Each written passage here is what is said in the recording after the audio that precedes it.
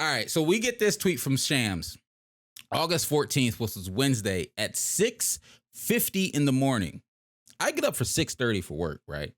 I go to brush my teeth. On the way to work, I get in the car. I said, let me just check Twitter real quick before I start my commute. Like, you know what I mean? Like everybody, we wake up, we check our phones.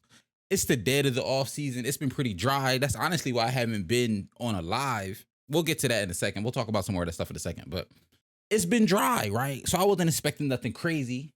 And what do? We wake up and see this dumpster fire of a moment. Specifically Harden fat suit coming. Let's go. All right. We see this first thing in the morning. Let me pull this up. We wake up to this first thing in the morning, Monday. And I don't think I've watched it since Monday. So let's rewatch it again. Let me see. Daryl Morey is a liar, and I will never be a part of an organization that he's a part of. Let me say that again. Daryl Morey is a liar, and I will never be a part of an organization that he's a part of. So if you don't know, as soon as I seen it, the person, no, but for real, like 3 people DM me that, like 3-4 people DM me that morning, like, yo, you want to talk about this? Like, what's going on? So if you don't know, James Harden is in China when this is happening. If I'm not mistaken, he's at an Adidas event. He's at an Adidas camp. He's really big in China. The country of China rock with James Harden heavy. They rock with his Adidas shoe heavy. He has a big fan base in China. So he always goes over in the summer to do camps in China. Sometimes he even goes over the regular season in China. Like him being in China wasn't out of the ordinary. That's not an out of the ordinary thing. But him saying, let me go back to full screen. But him saying Daryl Morey is a liar and that will never be a part of an organization that he's a part of again. And then he says, let me, because first I'm like, wait, did he just say that? And then he says, let me repeat. Daryl Morey is a liar and I will never be a part of an organization that he is a part of. Nah, sleazy.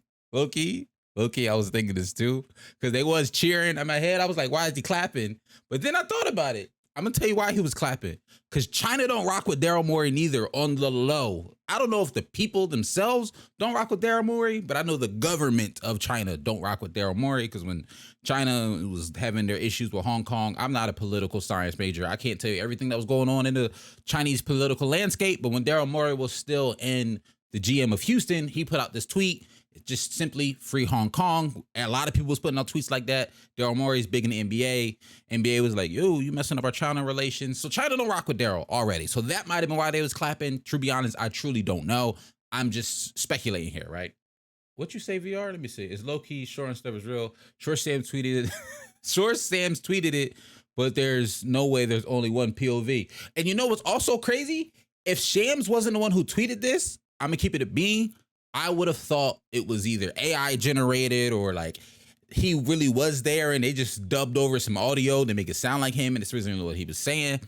I'm taking it just because Sham said it. And yes, I agree. It's like, because it's like 20, 30, 40 cameras in front of this man right now, between people's phones, mirrorless DSLRs. I see cameras with mics attached to them. Like, it's mad cameras here. We only got one angle of this so far. Very interesting, but also not to sound crazy. I'm not even gonna get into it. China be like watching what goes out on their internet, yada, yada, yada, whatever. That's neither here nor there. The point is, this was said, right? So let's break down how we got to this point. Let's talk about how we got here. So if you don't know, just to bring you up to speed, like I said, we're going to bring everybody up to speed, then I'm going to tell you where I think this can go from here, potentially. Harden had, to bring everybody up to speed, at the end of the 2022 regular season, so at the end of last season, James Harden had a 40-something, $44, $42 million player option going into this year, going for last season. He decided to opt out of that player option. I actually can tell you the $47.3 million player option he had. He opted out of that in the summer of 2022. He then re-signs a deal. He signed a 2-year, $68 million. He took a pay cut, $15 million pay cut, ended up making about $35 million a year, 15 mil less than what that 47 would have been. And at the time, everybody was like, okay, James Harden took a pay cut, so the Sixers now have some money to work with. We ended up signing PJ Tucker and Daniel House with that money. The decision maker behind that, we could have did something else with that money, but that's what we did with that money, right?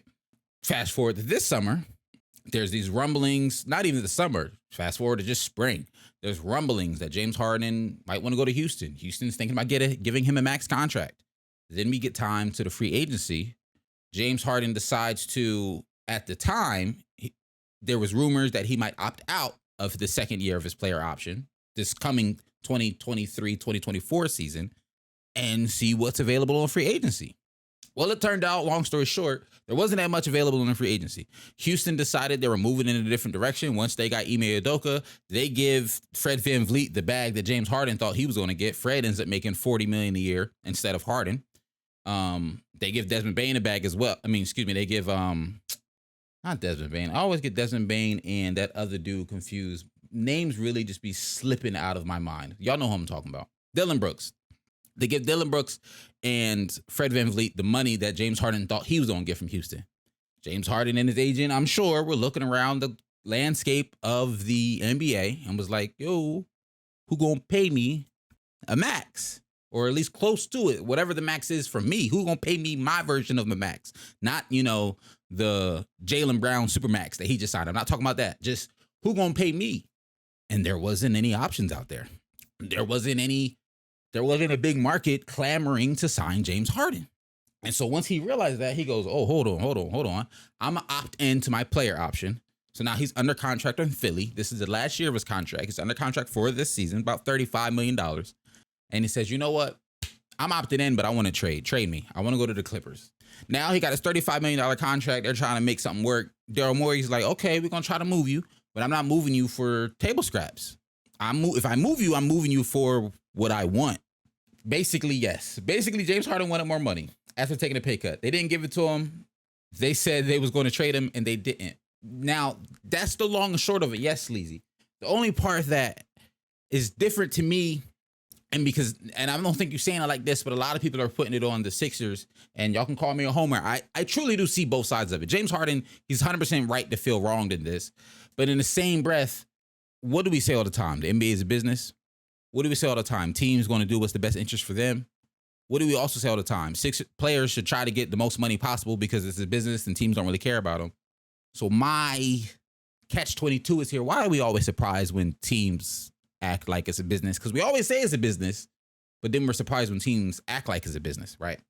So obviously, if you're the Sixers, it makes 0 sense to pay James Harden. Honestly, if you any organization, I'm gonna keep it a B. It makes 0 sense to pay James Harden at this current age $40 million a year. Like, it doesn't make sense to pay him $40 million for even the next 3 years. James Harden right now is 33. So even if he signed like a 3-year, 120, making $40 million a year, he'll be 37, making $40 million in the last season. I don't think teams are wanting to sign him to that, right?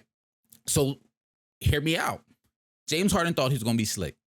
James Harden thought he was going to trust Daryl Morey. Daryl Morey thought he was going to be slick.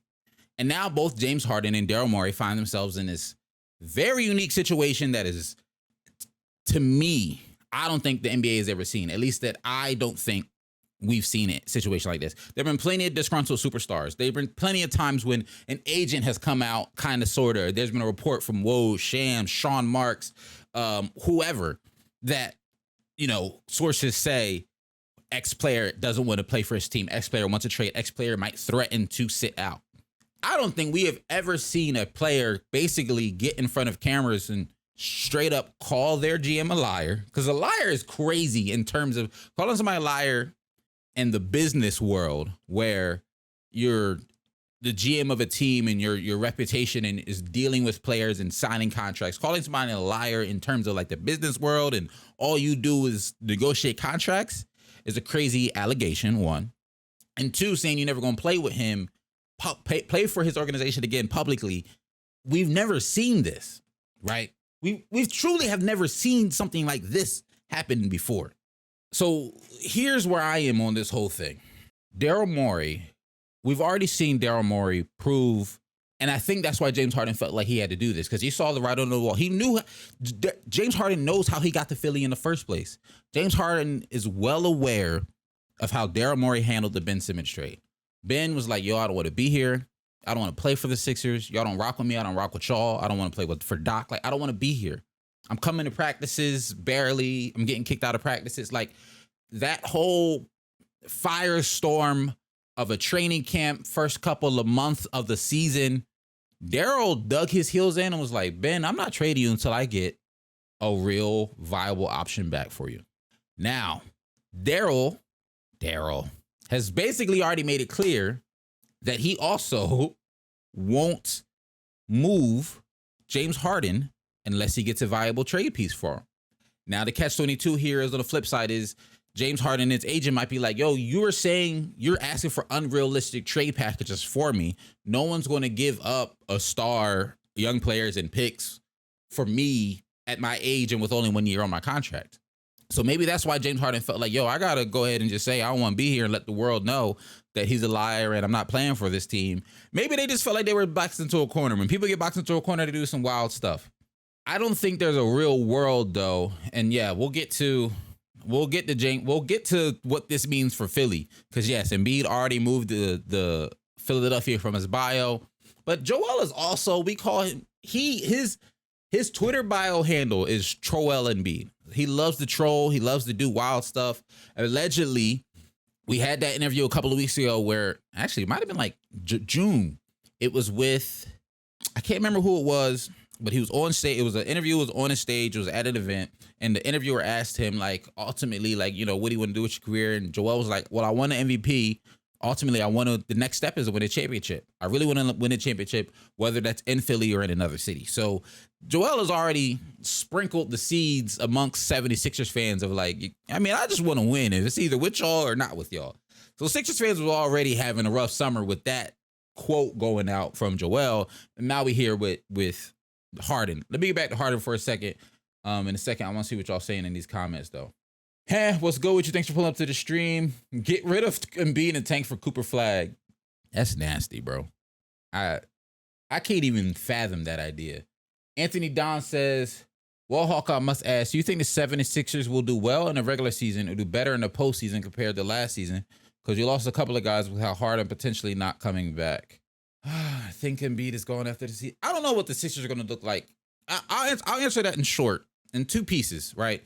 So, not last thoughts, but wrapping up the James Harden spot here. And so now we have Harden threatening to not play. Ramona Shelburne shortly after, I think on Tuesday morning, yes, Ramona Shelburne's on ESPN with, was NBA Today. They're talking about the situation. And Ramona Shelburne saying this is just the beginning. James Harden plans on making it extremely uncomfortable for the Sixers if he's brought into training camp. There's reports, rumors that what does it even look like if he doesn't play? And if he does show up and make things uncomfortable, we've seen the fat suit in Houston. We saw the fat suit kind of sort of with the Nets, but we really saw it in Houston. I don't think there's a world where he just straight up doesn't show up because, and I'm sure most of us have seen this by now, but I wouldn't be doing my due diligence if I didn't just share it with y'all just in case you haven't. One of the things that is built into the CBA, I was even wrong myself because at one point I thought this was a new thing that was in the CBA. Because me and my boys was talking about this, honestly, like a month or two ago. We just happened to be randomly talking about it, and I thought it was a new addition. Apparently, it's been there since at least 2017, 2016. Don't quote me on that. But it's basically, Bobby Marks talked about it here. I'm not going to read the whole thing, but I'm just going to show you all the tweet. It's called the Withholding Services Clause. Essentially, it's if a veteran player, let me kind of read the whole thing because it is a little niche. Let me make this a little bigger for y'all so we can actually see. There we go.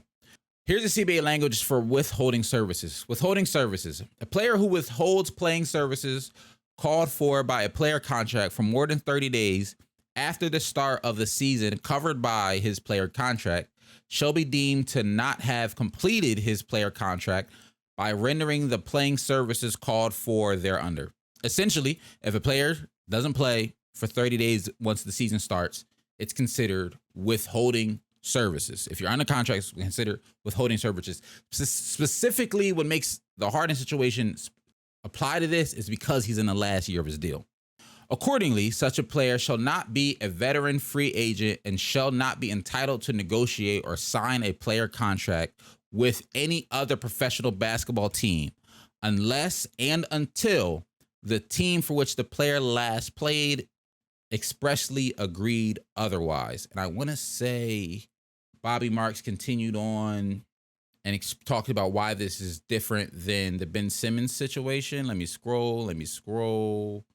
This was included in 2017 CBA, and in prior agreements, it had no teeth, because a lot of people are comparing this to Ben Simmons situation just because it's the Sixers and our star point guard wanted to not play for us in back-to-back seasons. It's just phenomenal. It has no teeth with the Ben Simmons situation because he still have 4 years left on his deal. Harden is a free agent next summer. So that's where we are with that. Yeah, and his fines, if he sits out, we're going to be crazy. His fines would be... The thing is that's interesting about the fines, though, when you sit out games, you're fined, but all the fine really is you don't get a check. It's not like that he has to pay to my understanding, at least that's the way it played out with Ben Simmons. Ben Simmons didn't have to pay back the Sixers any money. He just didn't receive game checks. We were going with somewhere here. So what's next? Thank you. So essentially, last thing of the withholding clause, because I was reading about this too. On paper, it's like, okay, so if James Harden doesn't play for the Sixers can just block him from signing anywhere. If that's in the NBA or outside of the NBA, they could just block him from signing anywhere, apparently. But also, it's a lose-lose for the Sixers because I got to find out more.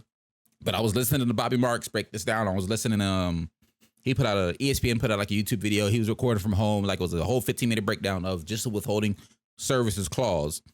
And he was essentially like it's a double-edged sword because even if the Sixers block him from signing anywhere else, he would still be a cap hold on them next season, and that would limit some of their flexibility in terms of signing free agents next summer. Because quiet as kept, the Sixers, if this plays out in a perfect world, Harden finishes out his contract with this season, or for some reason Harden's just off the books and we don't trade for somebody else that's on the books longer, the Sixers essentially could have like $70 million in cap space next summer.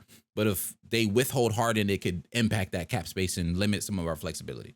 So it's a lose-lose, honestly, on all ends. And I don't know what exactly they're going to do if it gets to the withholding clause. Personally, I don't think it's going to get that far. So what does this mean for the Sixers? Like Sleazy said, what's next? I'm going to tell you what's next. Daryl Morey, you got to figure this out. The Sixers don't have the luxury of another bridge year. I've been seeing a lot of people say, okay, well, the Sixers, you know what I mean? We survived, and we were 33-22 last season without Ben Simmons before we traded for James Harden. And then we figured it out. James Harden got traded, second round exit. Joel was injured, second round exit. I don't think the Sixers have the time, the ability. I don't think Joel Embiid has the patience for another bridge year. Because I've seen a lot of fans be like, okay, whatever, trade James Harden. Maxi's the future. And while I think Maxey has a really, really bright future, yes, I don't think Maxey this coming season is going to be a point guard that can help this team win a championship. And I'm going to keep it a V. I'm just quiet as kept. I don't think that's the path that we need to go on. But also, same token, the Sixers as just an organization, like, let me just see one thing real quick. Because before I say something crazy, I want to make sure I'm right before I'm wrong here and look crazy. Because this is what I'm hearing amongst not a lot, but some Sixers fans are like, we'll figure it out next summer. We'll figure it out next summer. We'll figure it out next summer. Joel Embiid still has years on his contract. Like, he's still going to be here. I think he's just entering into his 4-year extension that he signed. Yeah, his 4-year extension is just starting this season. He has a player option in the 2026-2027 year. Let me show this so y'all can see it, so y'all understand what I'm talking about here. So he's under contract at least until 2026, if not till 2027. So I know a lot of people are like, okay, well, we'll just figure it out. Maxey's going to continue to get better. You let Harden go. Tobias Harris is on the last year of his contract. We're going to have a lot of money in the offseason next year. That's not a realistic answer. That's not a realistic solution, considering Joel Embiid is 29 years old. So are we asking him to just waste another year? And now he's 30 next year? Because also, while all of this is going on with this James Harden hoopla, while all of this craziness is going on with James Harden, the Sixers also have to adjust to a new coach, a new system with that new coach, While I do think, yes, Nick Nurse is a really good coach, and I was excited to see what type of systems he would implement. If you're implementing a new coach and your starting all-star caliber point guard is either not playing, halfway playing, throwing on a fat suit to play, that's going to be a wrinkle. That's just going to be a wrinkle. And say you do move James Harden, you say this is a gap year, you say, okay, we'll figure it out next year, so this year is a wash. So then the following year, it's, okay, Nick Nurse would no longer be a new coach, but he's only still been a coach there for a year. And then whoever you then sign with that $70 million in the offseason, that's going to be a whole new team, basically a whole new team, whole new system that they have to implement those new guys. And if you're signing someone who allegedly, because this is what Sixers Twitter is telling me, who allegedly is going to move the needle for $70 million, however they decide to spend that money in the offseason they have next year, teams, we all know teams don't just assemble and figure it out in that first year that they assemble. It just don't work like that. It don't. So that's not, this situation makes it so it's not one bridge year we're talking about. We're talking 2 bridge years. And now we're looking at the 25-26 season. Joel Embiid is in his last guaranteed year of his contract. And the season after that, he's a player option. He might be looking around. He's looking at the landscape. Just, it's so easy to spiral down this rabbit hole of a year and a half. Joel's like, well, I'm out too then. Like, what we doing? And when I tell you, I don't think I get it. Every organization goes through their ups and downs. It was funny. Like, y'all know me. I be on Twitter. I follow a lot of Sixers people. Somebody tweeted, I think the Sixers are one of the most cursed franchises in the league. Like, we've been through so much lately. Shout out to my guy, Suns Geek. He replied, the Suns have been through a lot too. And while, yes, the Suns have. Devin Booker in his beginning of his career went through 1, 2, 3, if not 4 different coaches. He was on a team that had like 5 point guards at one point. Like, the Suns have been through a lot too. So every NBA team goes through a lot when they in their muddy down years just trying to figure it out. But what I tell you, it feels like the 76ers simply cannot figure this mess out. This is just like another needle in the haystack. Like, this is just another just adding to the pile. Just adding to the pile, bro. If I'm being honest, with all this going on, I don't know if a lot of star players are going to want to sign with Philly. And that's the other interesting piece, right? And that's what I talked about earlier in the beginning of this when I said calling Daryl Morey a liar is a big allegation coming from James Harden. And you know what makes it even bigger of like a crazier thing? This coming from James Harden, someone who him and Daryl were locked in. You feel me? Like, they was twinning him. Like, they was locked in Houston. Daryl gave Harden everything he wanted in Houston.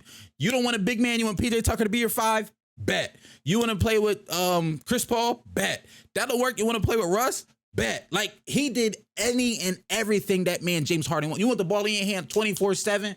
Bet. You want a coach that's going to work to your system? Bring in D'Antoni. Bet. Like, him and Daryl Morey were like this. They was locked in. When James Harden gets traded to Philly, Daryl Morey basically sent his personal PJ to go pick that man up and met him at the airport. They embraced at the airport, bro, on the tarmac. He met that man at the airport. He was the first man to meet him when he landed in Philly. Daryl Morey and Harden was like this. And so for Harden to call Daryl Morey a liar, it definitely speaks to your point of, if I'm being honest, I don't know, a lot of star players are going to want to sign with Philly. Like, it's like to have your GM's reputation or your GM's integrity be questioned on this level. Like, I didn't really think about it like that. That's really could mess up future. And I don't know how serious other players are going to take, and other players and players' agents are going to take James Harden's words. But I guarantee you, they at least going to like think about it. Like, hold on now, what are you talking about here? And this is the other half of this. The other half is it's not been outright said, but there was definitely some sort of wink, wink, nod, nod. So that's why James Harden is mad. The reason James Harden is mad, because I'm sure there was sort of wink, wink, nod, nod. If he was like, yo, I'm gonna take this pay cut and y'all gonna bless me on the back end.